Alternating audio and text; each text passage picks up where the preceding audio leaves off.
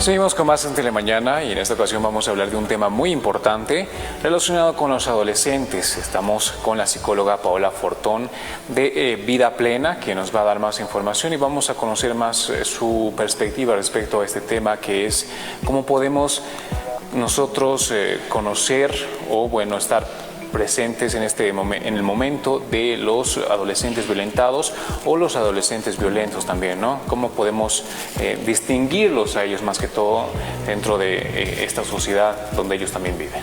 Bienvenida, Paula. Muchas gracias, Rodrigo. Muchas gracias por el espacio también. Creo que es un tema que ha movido, creo que la sociedad boliviana en general, ¿no? Y como decías, creo que es importante, sobre todo, tener un tema de conciencia, ¿no? Muchas veces como papás o tal vez dentro del ámbito familiar o cercano a los niños o adolescentes, a veces tenemos una visión un poco sesgada, ¿no? De nuestros propios hijos o de los alumnos. Pero ¿qué es importante identificar en esta situación? Primero la edad, ¿no? En la que ha sucedido con el niño y con ya el adolescente ya más joven, porque hay una situación que es de poder, ¿no? Hay una diferencia de edad muy marcada y cuando hablamos de esta situación de abuso nos referimos a que es una actividad sexual de algún tipo que no ha sido con consentimiento de las partes, pero que además hay un tema de poder, porque hay una persona mucho mayor que ejerce un tipo de violencia sobre un niño más joven, ¿no? Entonces, cuando hablamos de identificar algunas de las características, por ejemplo, en niños que están sufriendo algún tipo de violencia, ya sea como papás, como compañeros de curso o como profesores, tenemos que identificar algunas cosas. En niños pequeños, por ejemplo, ¿qué pasa? Niños que ya controlaban los esfínteres, ya podían ir al baño y cosas así, se da como un retroceso. Entonces son niños que pueden presentar pesadillas, que pueden presentar miedos nocturnos, que pueden volver a mojar la cama. Hay una desmotivación total en el tema también de estudios, si eran jóvenes o adolescentes con buen rendimiento escolar. Miedo para ir al colegio. Precisamente, ¿no? Empiezan a presentar miedos que antes no tenían, y a veces no solamente al colegio, sino son a situaciones, a momentos, incluso a personas. Entonces va a ser importante que nosotros podamos ir identificando esto, ¿no? No es que a veces el niño por caprichoso o el adolescente es que no quiere ir porque no quiere, sino hay algo de fondo. Licenciada, ¿cómo hacemos para que nuestros hijos se abran con nosotros? Los chicos no son las mismas personas y me animo a decir personalmente, no hemos sido los mismos en el colegio o en la casa, ¿no? Uno se comporta de manera distinta, no por ser hipócrita, pero porque, el ambiente igual es diferente, ¿no? De pronto las circunstancias que se viven en algún punto nos hacen actuar de manera distinta en el colegio y en la casa. Eso, ¿cómo un padre puede acercarse, ¿no? Y más o menos ir dirigiendo, haciendo entender que los chicos tienen que comportarse de igual manera, tanto dentro como fuera, ¿no? Que la personalidad es una misma, pero a veces es difícil darnos cuenta. En la casa son unos y en el colegio pueden estar atravesando algo distinto. Sí, Alejandra, precisamente creo que este tema de la comunicación es algo que tenemos que ir desarrollando desde pequeñitos, ¿no? No solamente en esta etapa de adolescencia, y en esta etapa se va a marcar mucho el tema de qué importantes son los pares, ¿no? El grupo de compañeros y compañeras, y uno como papá a veces como que es relegado ya a un segundo plano. Por eso es importante establecer una comunicación asertiva, una comunicación muy fluida desde que son pequeñitos, ¿no? Para que haya siempre esa apertura. Pero además es importantísimo prestarle atención a estos cambios de comportamientos, ¿no? El niño o el adolescente que se muestra signos muy intensos en la expresión de emociones, o que se aísla, o que pasa rápidamente de un estado a otro. Entonces es importante prestarle ¿Desde atención. cómo salen, ¿no, Rodri, del colegio? ¿Cómo entran? Si a veces los papás nos limitamos, ¿no? A decir, ¿cómo te fue? Bien. Ah, qué bueno. ¿Tienes tarea? No. Ah, bueno. O son súper esas respuestas monosílabas, cortas, ¿no? Las respuestas cortas que tal vez no hay no hay la comunicación importante que tiene que tener con el, bueno, con en este caso con su hijo.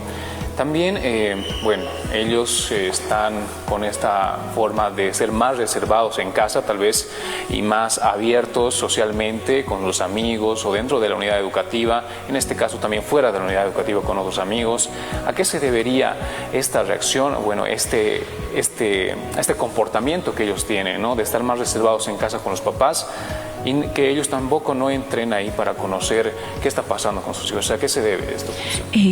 Rodri, la verdad es que es un poco característico la misma edad de los cambios ¿no? evolutivos que tienen los niños en la etapa de la adolescencia, ¿no? Pero es importante, justo lo que mencionaba, ¿no? Ir creando estos espacios, ¿no? ¿Cómo te fue? Bien, no.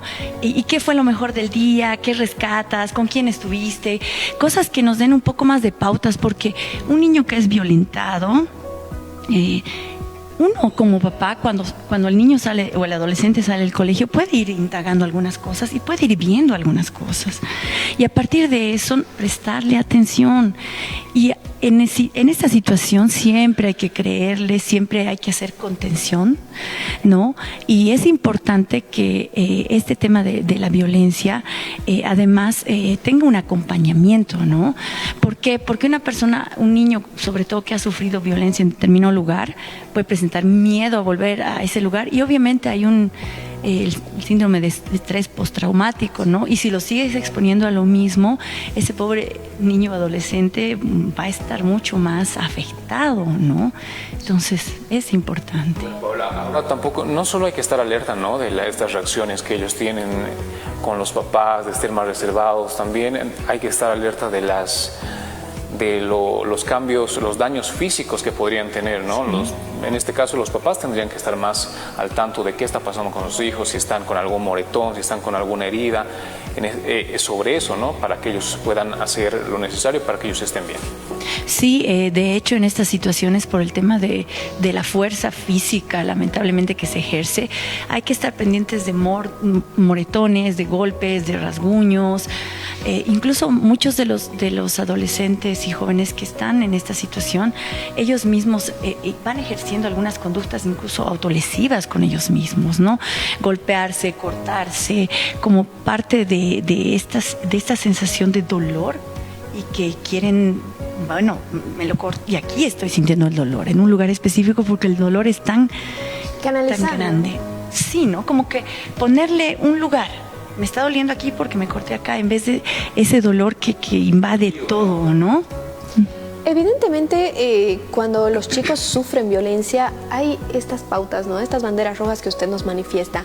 Pero yo creo que también es importante detectar o determinar cuando un chico, un niño, un adolescente está siendo violento, es él el agresor. Como padre también es un shock darnos cuenta primero que nuestro hijo está siendo violentado, pero también hay culpa si es que nuestro hijo fuera un agresor. Sí, Alejandra, precisamente dentro de estas situaciones, algo que es importante reconocerlo, es que muchas veces hay culpa en los padres también, ya sea de un muchacho que está siendo violento o por el otro lado de uno que ha sufrido violencia, porque uno se pregunta muchas veces qué estoy haciendo mal, ¿no? ¿Qué no he hecho o qué le ha faltado? Entonces es importante también para los papás recibir un acompañamiento en este proceso, ¿no? Y algo que es súper importante también mencionar y tomar conciencia es que como papás, como maestros en las unidades educativas, incluso como compañeros, tenemos que dejar de normalizar la violencia, ¿no? ¿Y por qué? Porque ¿cómo identificamos ciertas conductas que no están bien, que pueden darnos pautas de un niño o un adolescente violento? Es que siempre son, de alguna manera, estas personas, niños o adolescentes que tienen problemas con la autoridad. La autoridad en primera instancia son los papás, pero después pasan también a ser los profesores.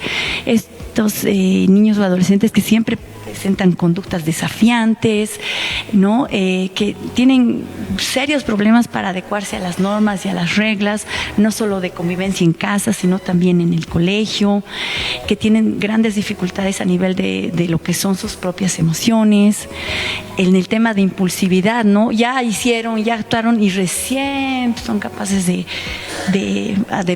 ponerse a pensar, pero sobre todo, Alejandra, es un tema de no hay esta empatía, ¿no? Algunos logran darse cuenta, algunos logran ser empáticos, sentir esa culpa, pero hay otros, como usted manifiesta, que no, ¿no? Y esto ya podría significar algo adicional, alguna otra conducta. Hay que prestarle mucha atención, Alejandra, porque esta dificultad de sentir ese sufrimiento del otro, ¿no? De conectarme con ese dolor del otro y no tener ningún tipo de culpa ni de responsabilidad afectiva sobre la situación, es un indicador muy grande, ¿no?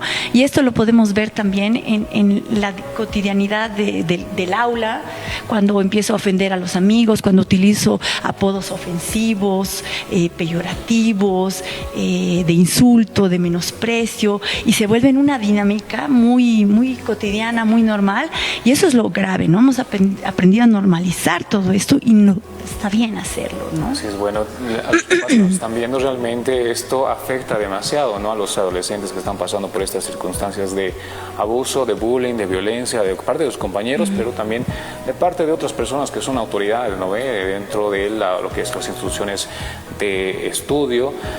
Ahora, Paola, ahí están los violentados y las personas que son violentas, ¿no? En este caso, los adolescentes. ¿Cuál es el tratamiento psicológico o cómo podemos ayudarles a ellos para que puedan salir de esta situación que ellos están atravesando?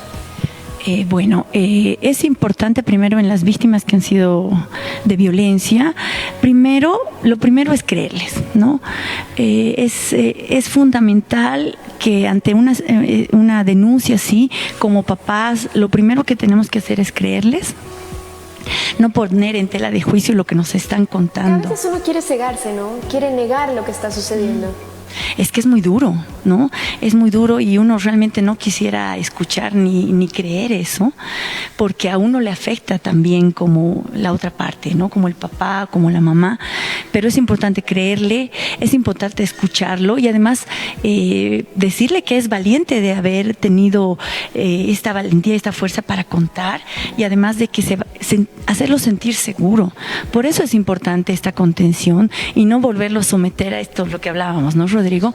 Volverlo a someter a esta misma situación de trauma, de volver tal vez a revivir esas cosas. Hay revictimización algunas veces. Sí, lo que pasa es que lamentablemente dentro de nuestro sistema también de justicia hay este tema de revictimización porque la víctima es una y otra vez como que expuesta a que vuelva a declarar una y otra vez y a veces hasta el agresor, ¿no? Delante del agresor y estas situaciones. Entonces es un tema bien difícil y hay que revisar no solamente la parte psicológica sino también la parte legal de las leyes y de la protección a las víctimas, ¿no? Porque hay una tendencia a caer en esto, Alejandra.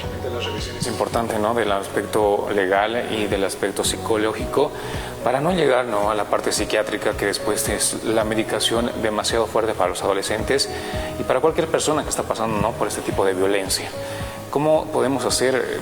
Te pregunto nuevamente, Paola, sobre los apoyos que podría brindar la psicología en estos casos de violencia, tanto para las víctimas como para los victimarios. Sí, hay que hacer un tratamiento de un apoyo y de contención. ¿Por qué? Porque los que han sido víctimas de violencia evidentemente se sienten también culpables, ¿no? Hay una culpa bien grande porque se preguntan muchas veces cómo no pude defenderme o por qué permití. Entonces hay que hacer un acompañamiento psicológico que vaya desde lo emocional, que trabaje la manifestación de las emociones que tiene esta persona de manera más saludable, ¿no? Porque a veces, como le decía, hay los temas de los cortes y cosas así. Esto para con las víctimas, ¿no? Pero ¿qué sucede con aquellas personas que son las agresoras? Dependiendo la edad, los chicos, los jóvenes, los adultos pueden cambiar. Es algo que no sucede. Una persona que es agresiva puede curarse. solamente contener ya lo que es sin que nos demos cuenta o bajo cualquier detonante, esto vuelve a suceder. ¿Cómo se analiza esta situación? Y por otro lado, hay la posibilidad de que los chicos puedan llegar a presentar algunas características de psicopatía o otros de estos comportamientos. Tal vez dentro de su cabeza, ¿no? Para que... ¿Es necesario llegar a una edad o se nace siendo así? Bueno, en este tema en particular sobre la psicopatía, ya las personas nacen así, ¿sí? Pero no significa que todos van a detonar en conductas psicopáticas o violentas. ¿Por qué? Porque tiene mucho que ver con los estilos de crianza también, ¿no? Si una persona que se cría dentro de un modelo de crianza democrático, pero con reglas, con amor y todo eso, reglas muy claras, tiene menos tendencia, ¿sí? Porque hay un contenedor social que es la familia, el colegio, que lo mantiene como que a tope en muchas cosas, pero es que hay que hacer un análisis de cada situación en particular, ¿no? Eso le corresponde a las autoridades, a las instancias correspondientes, hacer un tipo de valoración específica y particular de cada agresor, ¿sí?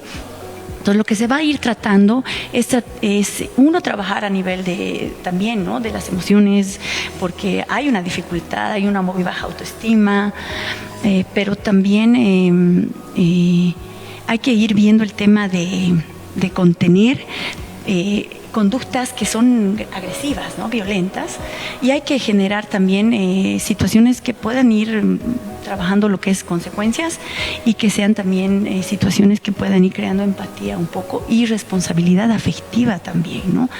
Pero no hay una fórmula para cada persona, o sea, la fórmula tiene que ser para cada persona, claro, y no en general. Somos un mundo, ¿no? Somos distintos. Va a depender mucho, Alejandra, de la valoración que se haga de esa persona. En específico, y a partir de eso determinar cierto tratamiento, ¿no? Pero va por ahí.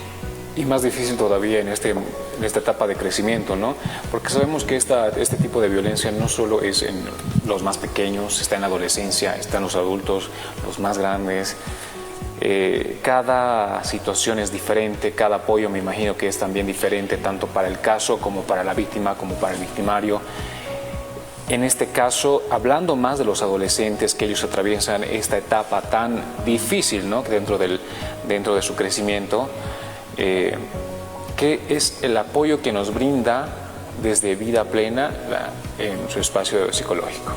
Muy bien. Nosotros como Club Vida Plena, como Clínica Psicológica Integral, tenemos un apoyo en diferentes y para diferentes poblaciones.